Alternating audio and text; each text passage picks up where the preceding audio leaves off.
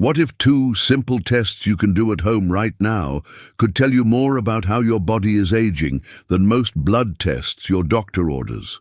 What if these assessments required no equipment, took less than a minute each, and revealed crucial information about your muscle strength, balance, flexibility, and overall functional fitness? Today, I am going to show you two research-backed tests that scientists around the world use to estimate biological age and predict longevity. These are not gimmicks or internet trends. These are validated assessments published in major medical journals and used by physicians who specialize in aging. And I will also show you a bonus third test that researchers say is so powerful at predicting mortality that some doctors are now adding it to routine physical exams for everyone over 50. Raymond from Denver assumed he was in decent shape for 67. He walked regularly, ate reasonably well, and felt fine during his daily activities. Then he tried the sitting-rising test his doctor mentioned during a routine physical and scored a 4 out of 10.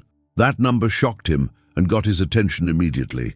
Within 6 months of targeted exercises focusing on the specific weaknesses the test revealed, he improved his score to 8. His doctor said it was like watching him turn back the clock on years of gradual decline. Number 1. The sitting-rising test is one of the most powerful predictors of mortality ever studied. This simple assessment of sitting down on the floor and standing back up without support tells researchers more about your functional age than almost any other single measure. The test was developed by Brazilian exercise physiologist Dr. Claudio Araújo, who recognized that the ability to get down to the floor and back up requires a combination of muscle strength, flexibility, balance, motor coordination, and healthy body composition. No expensive equipment measures all of these simultaneously, but your body reveals them every time you interact with the floor. The implications extend far beyond academic interest, because this single test predicts who will be alive in 10 years with remarkable accuracy.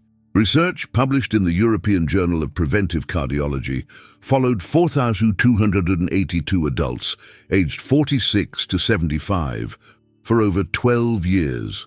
The results were striking enough to make headlines around the world. Participants who scored lowest on this test, between 0 and 4 out of 10, had a 3.8-fold higher risk of death from natural causes compared to those who scored a perfect 10. For cardiovascular death specifically, the risk was 6 times higher.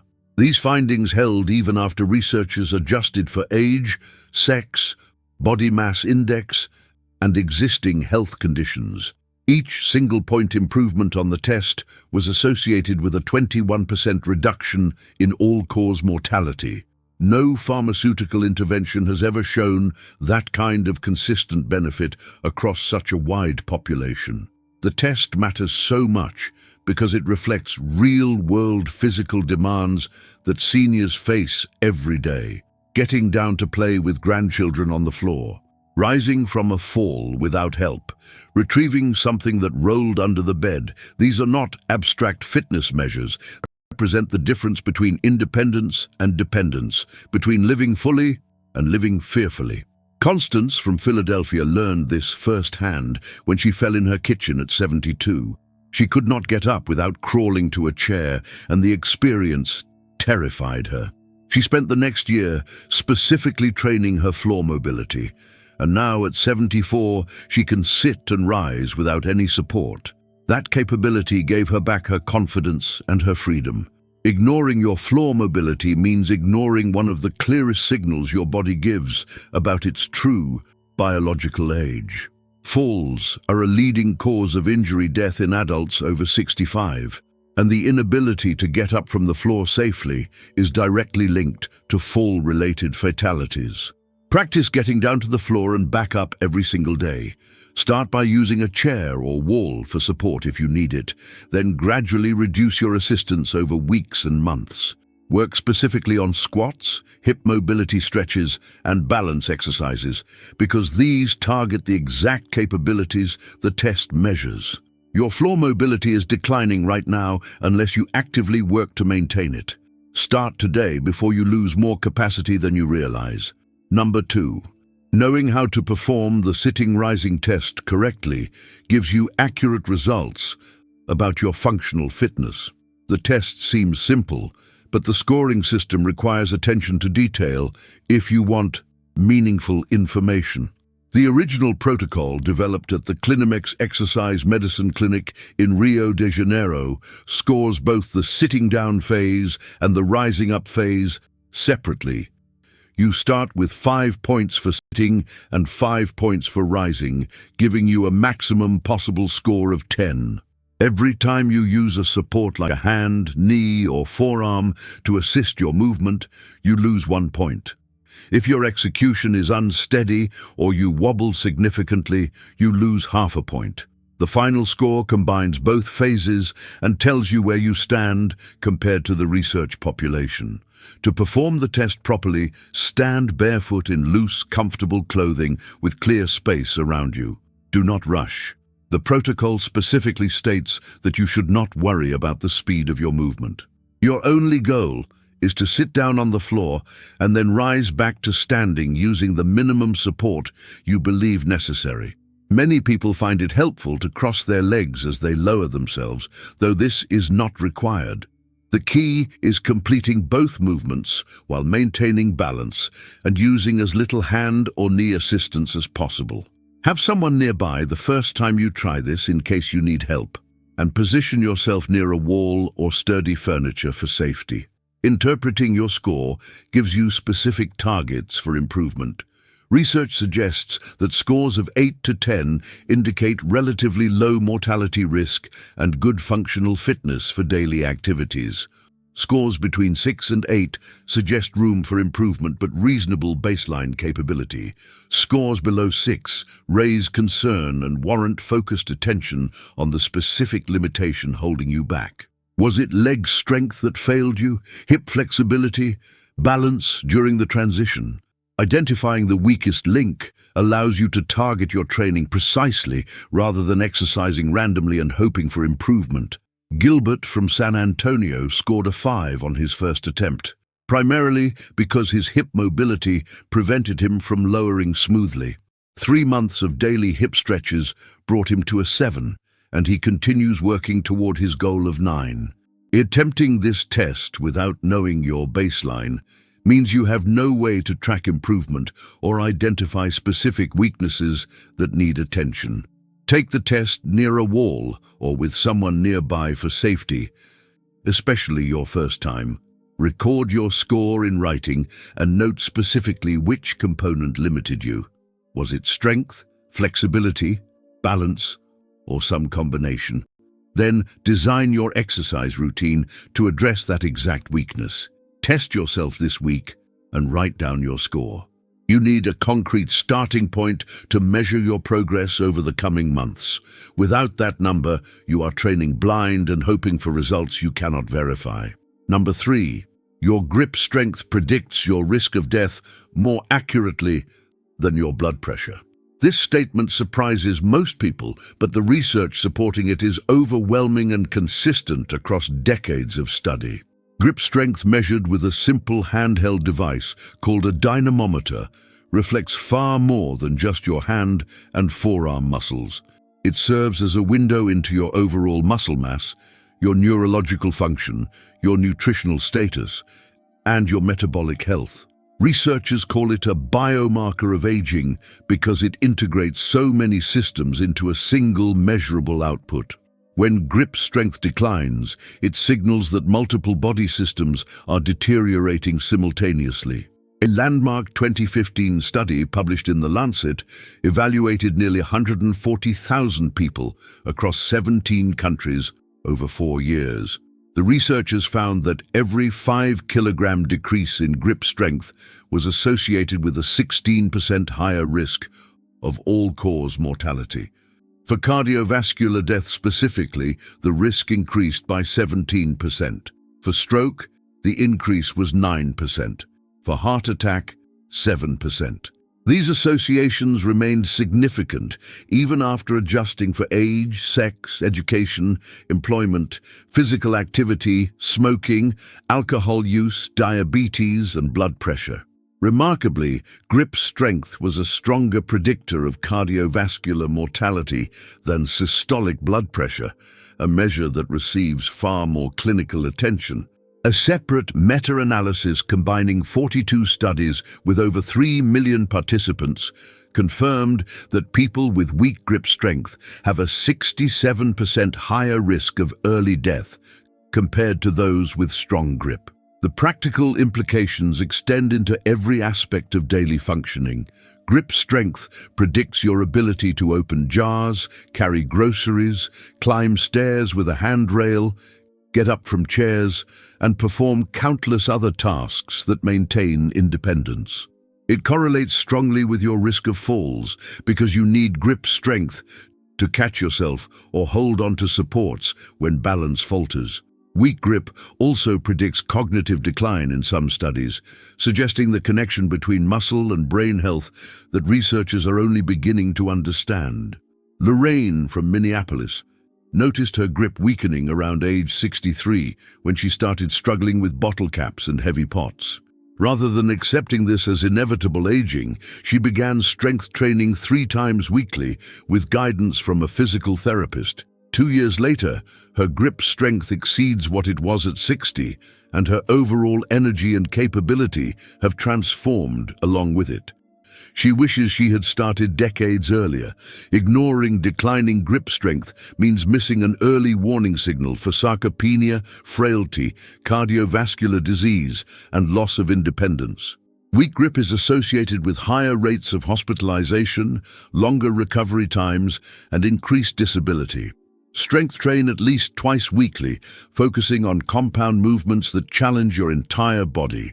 Use a stress ball or hand gripper during television time or while reading. Carry your grocery bags instead of using a cart whenever possible. Every opportunity to grip and squeeze builds this vital capacity. Your grip strength is silently declining right now unless you take action. Reverse this trend before it accelerates into the frailty that steals independence. Number 4. Knowing your grip strength numbers gives you a concrete target for improvement and a way to track your biological aging over time. Unlike vague fitness goals, grip strength provides an objective measurement you can record, compare, and improve. The equipment required is minimal and inexpensive. A handheld dynamometer costs between $20 and $40 online and provides instant digital feedback in kilograms or pounds. Many doctors now include grip strength measurement in routine physical exams, so you can ask for this assessment at your next visit. Having an actual number transforms abstract concern about aging into concrete action with measurable results. Reference values from the National Health and Nutrition Examination Survey provide benchmarks for comparison. Healthy men aged 60 to 69 typically demonstrate grip strength between 35 and 45 kilograms. Women in the same age range typically measure between 20 and 28 kilograms. Values below 26 kilograms for men and 18 kilograms for women indicate weakness associated with higher mortality risk and warrant immediate attention. These numbers decline naturally with age, but the rate of decline varies dramatically based on activity level and training. Active seniors who strength train regularly maintain grip strength far longer than sedentary peers, and many actually improve their numbers well into their 70s and beyond. To measure accurately, hold the dynamometer with your arm at your side, elbow at 90 degrees, and squeeze as hard as possible for 3 to 5 seconds. Test each hand 3 times and record the highest value achieved. Compare your results to age-matched norms and note whether you fall above or below average. Marcus from Atlanta measured his grip at age 61 and found he was 15% below average for his age group. That number motivated him to join a gym for the first time in decades. 6 months of consistent training brought him to 12% above average, and his physician noted improvements in his blood pressure and cholesterol as well. The grip strength was both an indicator and a driver of broader health improvements. Without measuring, you have no way to know if your strength training is actually working or if you're losing ground to age-related muscle loss. Purchase an inexpensive dynamometer or ask your doctor to measure your grip at your next physical. Write down your baseline number along with today's date. Set a specific goal to maintain or improve your score 2 to 3 kilograms over the next 6 months through consistent resistance training. Schedule your baseline measurement this month. The number you get will either reassure you or motivate immediate action, but either way you will have real information instead of hopeful assumptions. Number 5. If you cannot stand on one leg for 10 seconds, research indicates your risk of death nearly doubles compared to those who can. This bonus test requires no equipment and takes less than a minute, but provides powerful information about a capability that declines rapidly after age 50 unless actively maintained. Balance integrates your visual system, inner ear vestibular function, and proprioception from muscles throughout your body. When any of these systems weakens with age, balance suffers. Poor balance leads directly to falls, and falls represent one of the most serious health threats for adults over 60. This simple test reveals whether your balance has declined to dangerous levels. A 2022 study published in the British Journal of Sports Medicine by Dr. Araújo's research team followed 1,102 adults aged 51 to 75 for 7 years. Participants attempted to stand on one leg with the other foot resting on their calf, arms at their sides, for 10 seconds. They received 3 attempts. After adjusting for age, sex, and existing health conditions, those who failed this test had an 84% higher risk of death from any cause compared to those who passed. Harvard Medical School now recommends including this simple assessment in routine physical exams. The test's predictive power comes from its integration of multiple systems that deteriorate with aging and predict future adverse events. The age-related decline in this capability is striking and worth understanding. Among adults aged 51 to 55, roughly 95% could complete the 10-second stand. By ages 61 to 65, only 82% succeeded. Among those aged 71 to 75, fewer than half could hold the position for the full 10 seconds. This rapid decline after age 60 explains why falls become increasingly common and dangerous with each passing decade. Evelyn from Tucson failed this test at age 68, despite considering herself reasonably fit from regular walking. She made daily balance practice a non-negotiable priority, starting with hand support from a kitchen counter and gradually progressing to unsupported holds. Within 4 months, she could hold the one-leg position for 30 seconds without any support. She now practices while waiting for her morning coffee to brew, turning a passive moment into active health maintenance that takes no extra time from her day. Falls are the second leading cause of unintentional injury death worldwide, according to the World Health Organization, with adults over 60 experiencing the greatest number of fatal falls. Poor balance is a direct path to hip fractures, head injuries, and permanent loss of independence. Practice standing on one leg every day while brushing your teeth, waiting for coffee, or watching television. Hold a chair or counter for support initially, then progress to hands-free as your stability improves. Once the basic test becomes easy, try closing your eyes for an advanced challenge that further strengthens your balance systems. Falls can happen any day without warning. Build your balance reserves now before a single fall changes your life forever. These 3 simple tests give you information about your biological age that no blood panel can provide. The sitting-rising test, grip strength measurement, and one-leg balance assessment measure what actually matters for independent living. They reveal your ability to move, lift, and stabilize your body through the activities that make life worth living. The research is remarkably consistent that improving these markers reduces your mortality risk regardless of your starting point or current age. Every person who works on floor mobility, strength training and balance is actively extending their health span and pushing back against the biological clock. Your chronological age is fixed, but your functional age is largely within your control. Which of these 3 tests surprised you most when you tried it? Take all 3 this week and share your results in the comments below.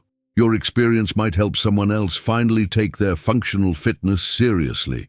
If this information changed how you think about measuring your own health, share this video with a friend or family member who needs to see it. And if you want more research-backed strategies for aging stronger and living longer with full independence, subscribe to this channel and turn on notifications so you never miss a new video.